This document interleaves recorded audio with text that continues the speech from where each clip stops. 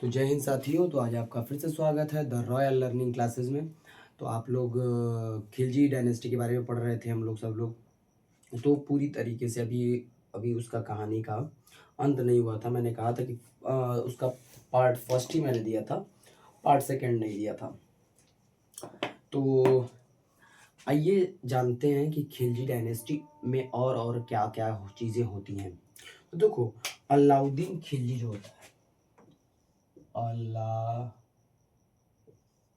अलाउद्दीन खिलजी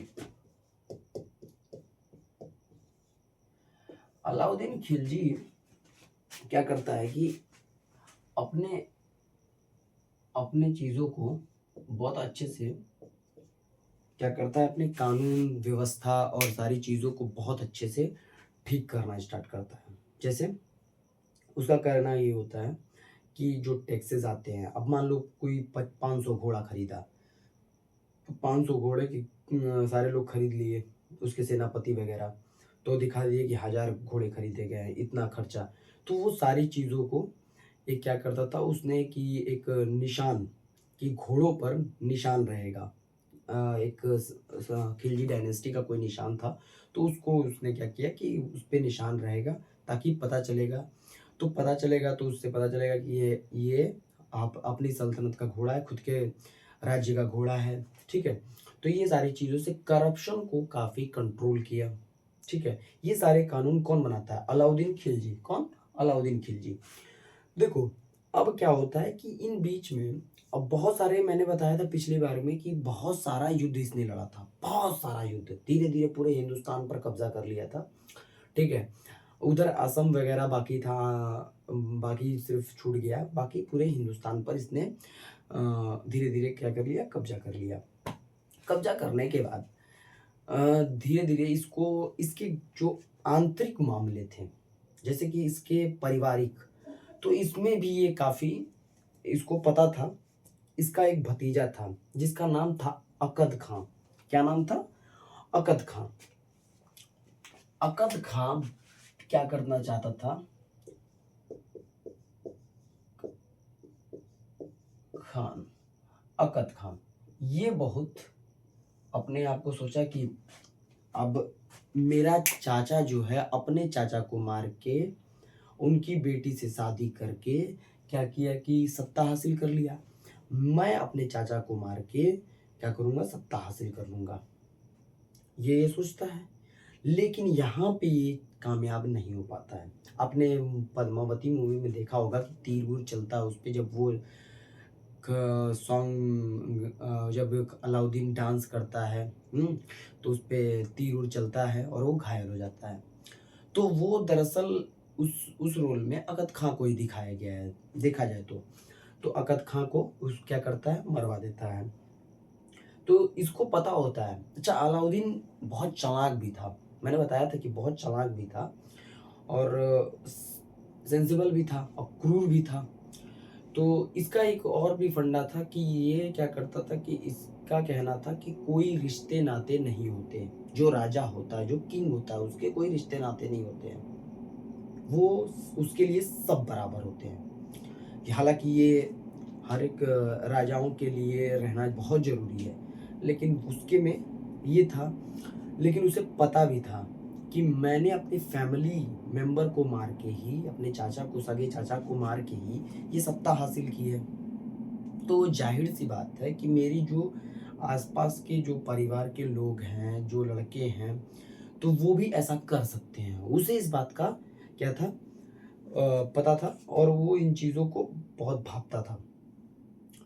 इसके बाद धीरे धीरे जब उसने अकद खां को खत्म किया, तो उसका एक बहन का लड़का था, उसका नाम था मलिक उमर, इसकी सिस्टर का लड़का, मलिक उमर।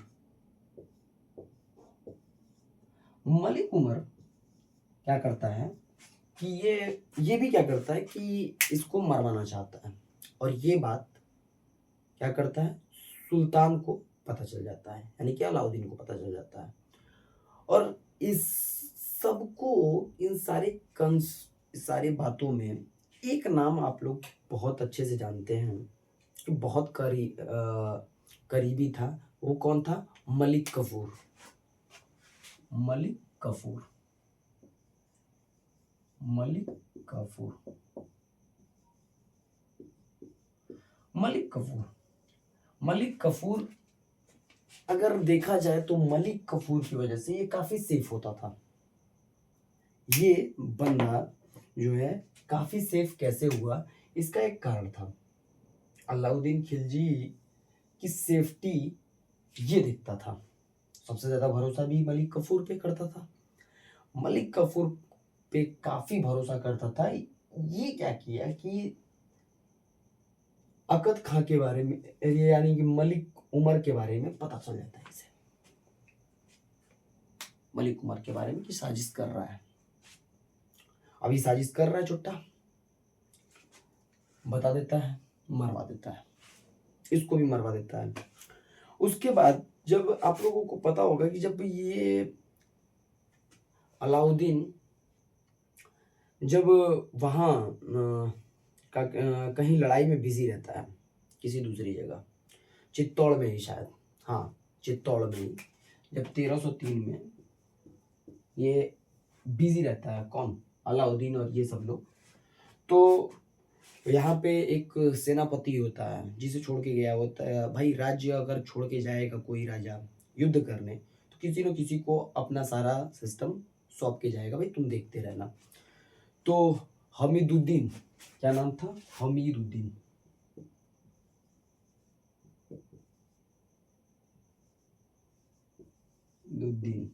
हमीदुद्दीन। अब हमीदुद्दीन यहाँ पे था उस समय।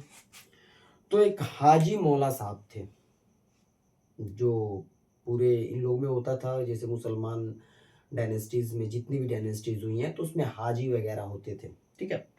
तो हाजी मौला साहब क्या किए कि इन्होंने सोचा कि यार सुल्तान नहीं है अभी दिल्ली में, और इसको इसने क्या किया कि हमीदुद्दीन को हल्के में लिया, हल्के में लिया।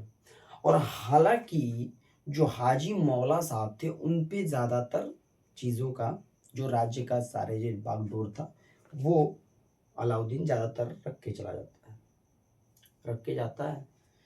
तो ये सोचता है कि ये मौका अच्छा है, ये चुट्टा सोचता है कि ये मौका अच्छा है, अब मैं दिल्ली पर कब्जा कर लेता हूं।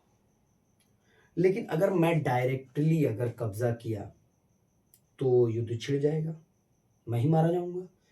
तो एक अलवी नाम का कोई रहता है, अलवी, अलवी बकचोद था, दिमाग उमाग नहीं था इसके पास। तो ये क्या करता है कि पूरे कन्वर्सेशन में ये क्या करता है कि इसको चाहता है कि हाजी साहब क्या करते हैं, हाजी जो हाजी थे, हाजी साहब इसको राजा बनाना चाहते हैं, इसको राजा बना के और खुद सरकार चलाना।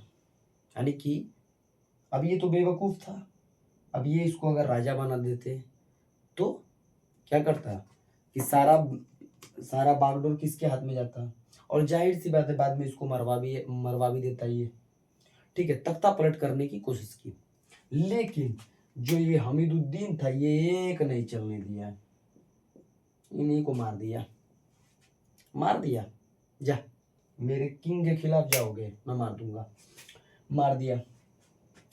मारने के बाद ये खत्म। तो अलाउद्दीन ने बहुत सारी ऐसी घर में भी इसके ऐसा हुआ है, इसके राज्य में, और कोई राजा ऐसा नहीं हुआ है कि जिसके जिसके अपने ही लोग ऐसा न किए हों, गद्दारी न किए हों।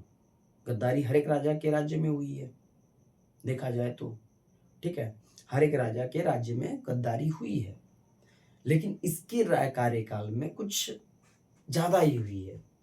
हालांकि और भी राजाओं के नाम आएंगे जिनसे गद्दारी हुई है। देखो, कोई भी बड़ा आदमी या फिर कोई भी ऐसा आदमी ऐसे नहीं मारा जाता, उसको मरवाने के लिए एक मुखबिर रखा जाता है, बिना मुखबिरी के कोई नहीं मारा जाता। ये बात तो सही है, तय है। लेकिन अब यहाँ पे इसके भतीजे, इसके बहन का लड़का यानी कि भांजा, और ये हाजी साहब, यही लोग क्या किए, ऐसा बहुत सारा। तो इन सब चीज़ों को लेकर भी अलाउद्दीन बहुत ही सख्त था अपने टाइम पे, और बहुत ही सख्त होने के कारण वो बहुत अपने आप को क्या किया कि बहुत सजग था। और इन सब चीज़ों पे नज़र कौन रखता था? मलिक कफूर। और मलिक कफूर ने और उसके आसपास के ऐसे लोग, हमीदुद्दीन जैसे लोग क्या करते थे कि इन जो भी इनके खिलाफ जाते थे उनको, उनकी आवाज़ को दबा देते थे, दबा देते थे, बार बार उठने नहीं देते थे। और इन लोगों को मारने से ये भी एक चीज मैसेज प्रजा में जाता था कि कोई भी सल्तनत और सुल्तान के खिलाफ नहीं जाएगा। ये भी हो जाता था, डर बना रहता था। और डर का माहौल जब लोग, आम जनता के अंदर रहेगा तो कोई भी उसके खिलाफ बगावत नहीं करेगा, सल्तनत के खिलाफ, राजा के खिलाफ। तो इन चीजों को देखते हुए सारे अधिकारी डरे रहते थे। धीरे धीरे अब आते हैं, अब धीरे धीरे अब अलाउद्दीन की मृत्यु की तरफ आते हैं, जब ये मरता है। अब जो आया है वो तो जाएगा ही, जो आया है उसको तो जाना तय है, चाहे जैसे जाए, चीज भाती जाए। तो देखो, अलाउद्दीन खिलजी 1316 में, कब? 1316 में इसकी तबीयत धीरे धीरे खराब होने लगती है और ये क्या करता है? एक्सपायर कर जाता है। अब 1316 में बहुत बड़ी बड़ी कहानियां हैं। जब अलाउद्दीन की तबीयत खराब होती है, उसको कई सारी बीमारी पकड़ लेती है और वो उसमें क्या हो जाता है? मर जाता है। और ये चुट्टा मर जाता है, और चुट्टे न है जी। तो ये मरने के बाद इसको, अब देखो मेन कैरेक्टर किसका आता है? वही जिसका इसका करीबी, मलिक कफूर। मलिक कफूर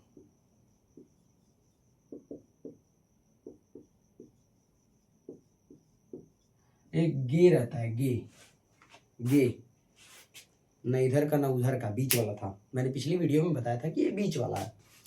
तो मलिक कफूर क्या करता है कि ये सोचता है कि यार सुल्तान मर गए, और इसके कई सारे बेटे थे। अच्छा, अलाउद्दीन खिलजी ना अपने बेटों को भी मरवा दिया, कई ठोको, कई सारे बेटों को अपने मरवा देता है ये। मैंने बताया कि सत्ता की लालच और पैसे का पुजारी, धन का पुजारी और लड़कियों का हवसी अलाउद्दीन खिलजी खुद था। तो उसके पुत्र कैसे होंगे? वैसे ही होंगे।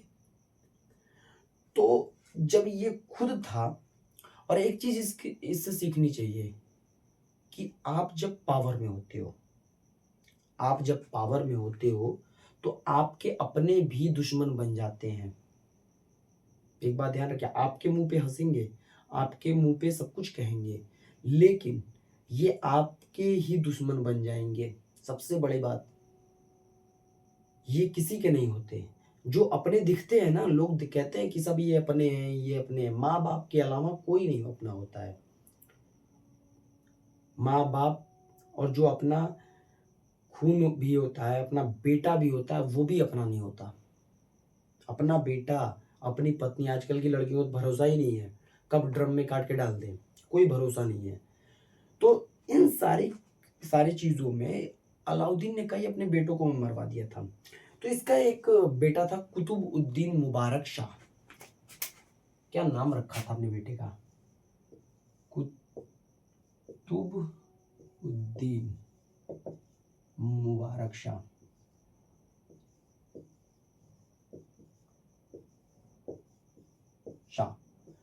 कुतुबुद्दीन मुबारक शाह, कुतुबुद्दीन मुबारक शाह को ये क्या करता है कि बहुत चालाक रहता है मलिक कफूर। ये क्या करता है, तुरंत इसको कैद करा लेता है। कैद कराया, अब इसको कैद कराने के बाद सोचता है कि सत्ता पर कब्जा कर लिया जाए। लेकिन इसके खिलाफ हो जाता है विद्रोह कि सुल्तान का बेटा ही इस पे राज करेगा। अब विद्रोह का कारण इसका जिंदा रहना। लोगों ने कहा अभी वो जिंदा है, और जब जिंदा है तो उसे राजा बनाओ। ये कुछ लोगों को भेजता है कि जाओ मार दो, जाओ मार दो। लेकिन पड़ जाता है इसका पासा उल्टा, इसका पासा उल्टा पड़ जाता है। वो कहते हैं ना, जिसके लिए हम गड्ढा खोदते हैं खुद आके एक दिन उसी में गिर जाते हैं। दूसरों के लिए गड्ढा अगर खोदोगे आप तो खुद आके एक दिन उसी में गिरोगे, ये कहा जाता है। तो इसने भी वही किया, मलिक कफूर ने, कि गड्ढा खुदा किसके लिए? कुतुबुद्दीन मुबारक शाह को। कुतुबुद्दीन ऐबक के लिए नहीं। कुतुबुद्दीन ऐबक मर चुका है। कब का मर चुका है? बहुत पहले का मर चुका है। ठीक है, तो ये क्या करता है मलिक कफूर कि मुबारक शाह को मरवाने की प्लानिंग करके भेज देता है। लेकिन इसको मारते नहीं है वो आके डायरेक्टली इसको भी मार देते हैं 1316 में ही। कब? 1316 में। काम खत्म, ससुर तनाई मारे भेजे मार दिन, और इसको आजाद करा दिया जाता है। जब ये आजाद होता है तो 1316 में ये राजा बन जाता है, ये कुतुबुद्दीन मुबारक शाह। जब राजा बनता है तो हालांकि ये ज्यादा दिन चला नहीं पाता है, क्योंकि ये उस तरीके का राजा नहीं, अलाउद्दीन की तरह मतलब अपने सल्तनत को संभाल नहीं पाता है।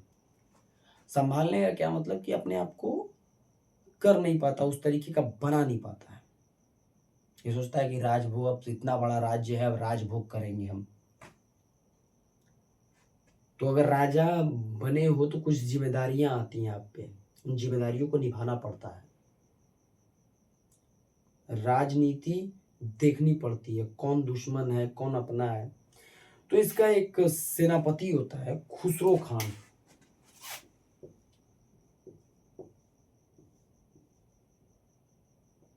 खुसरो खान, खुसरो खान। अब ये खुसरो खान बहुत क्या करता है कि इसका सेनापति रहता है, बहुत क्लोज हो जाता है। जैसे कि ये मलिक कफूर अलाउद्दीन का था, देखते देखते रहता है। मैंने एक वीडियो में बोला था कि जब आप राज्य चलाने लायक नहीं होगे, राजा तरीके का नहीं होगा, तो आपके जो सेनापति होते हैं वो मार के खत्म कर देते हैं। एक वीडियो में बताया था। ठीक वही काम इसने किया कि खुसरो खान ने 1320 में इसका कत्ल कर दिया। और ये कुतुबुद्दीन मुबारक शाह ये आखिरी खिलजी डायनेस्टी का राजा होता है। ये आखिरी राजा है बस। जलालुद्दीन खिलजी के बाद और ये आता है कौन? अलाउद्दीन खिलजी। उसके बाद कुतुब मुबारक शाह।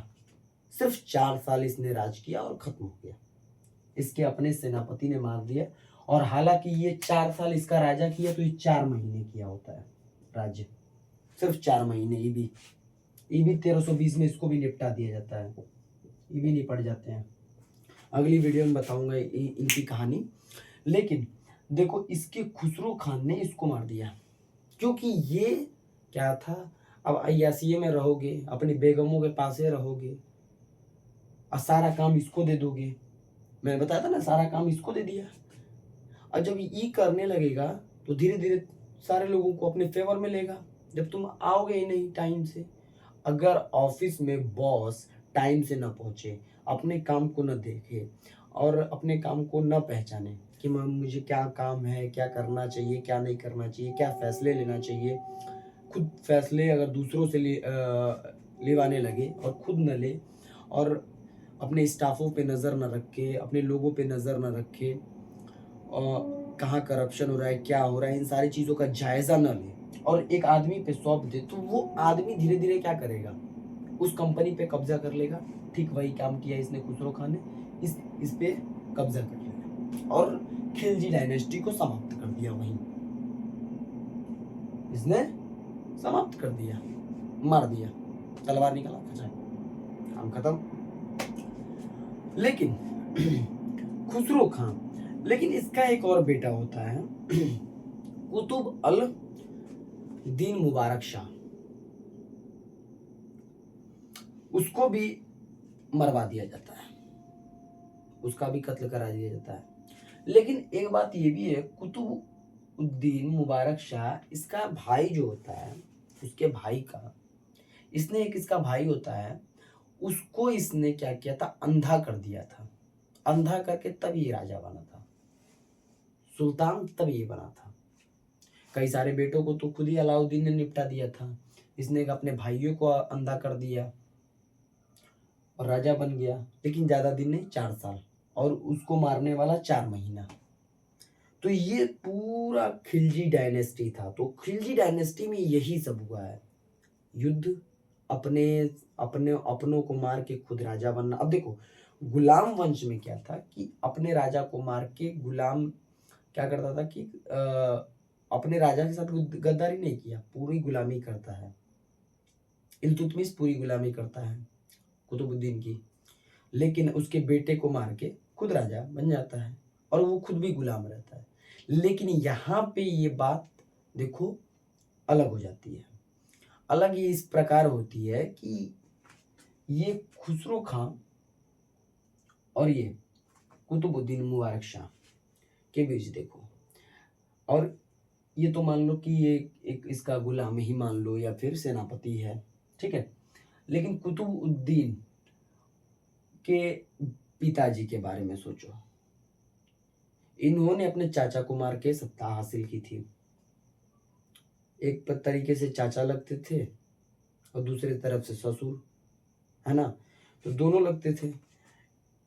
इनके जो क्या बोलते हैं कि इनके भतीजे, ठीक है, अलाउद्दीन के भतीजा, इन्हीं को मारने की कोशिश किया। इनकी बहन का लड़का यानी कि भांजा इनको मारने की कोशिश किया। इनके लड़के भी इनको मारने की कोशिश किए, उसमें मरवाई। तो सत्ता की लालच में ये सारी, यहाँ पे तुम लोग देख सकते हो कि यहाँ पे कोई अपना नहीं है। सत्ता ऐसी चीज होती है, राजनीति यही देख लो, राजनीति यही होती है, अपना कोई नहीं होता है, ठीक है, अपना कोई नहीं होता, सिर्फ आप ही हैं जो हैं। राजनीति इतनी गंदी होती है, देख लो, राजनीति की गंदगी देखनी है तो यहाँ देख लो, ठीक है। तो ये राजनीति की गंदगी है, और कितने लोग कहेंगे ये सब समय का परिवर्तन है। समय का परिवर्तन नहीं है, ये राजनीति की परिवर्तन है। आम आदमी सोचता है कि मेरे भाई हैं, मेरे बंधु हैं, मेरे ये हैं, मेरे वो हैं। लेकिन जैसे ही आप राजनीति में कूदते हो तो राजनीति में ये सब जायज हो जाता है। ऐसे लाखों एग्जाम्पल से पूरा भरा पड़ा इतिहास है। आप तब से मैं सारी वीडियोस बना रहा हूं, देख रहे हो आप कि आप सोचो कि भारत में जब बिंबिसार था, बिंबिसार राजा, उसके बेटे ने उसको मार के सत्ता हासिल की थी। ऐसे करके सारे लोगों को मार मार के ये लोग अपने, राजनीति यही होती है। गद्दी एक ऐसी चीज है जो, अभी देखो आप लोग, बिहार में मोकामा में कुछ दिन पहले एक हत्या होती है। ये सब किस लिए हुआ? अब चाहे उसमें कुछ भी हुआ हो, वो बात अलग की है। चाहे वहां क्या हुआ क्या नहीं हुआ, वो सारा फैसला कोर्ट करेगा और सारी सारी जस्टिफिकेशन कोर्ट देगा। लेकिन जो भी चीजें हुई, ये सब किस वजह से हुई? राजनीति की वजह से। अगर ये राजनीति नहीं होती तो नहीं होता, है ना। तो वह आज 5-5 साल पे हो रहा है, पहले हर समय होता था। तो ये सारा कुछ अपने भी गद्दारी करते हैं, बाहर वाले तो दुश्मन होते ही हैं। तो ये सारी चीजें कहाँ आती हैं? राजनीति पे, ठीक है। Thank you.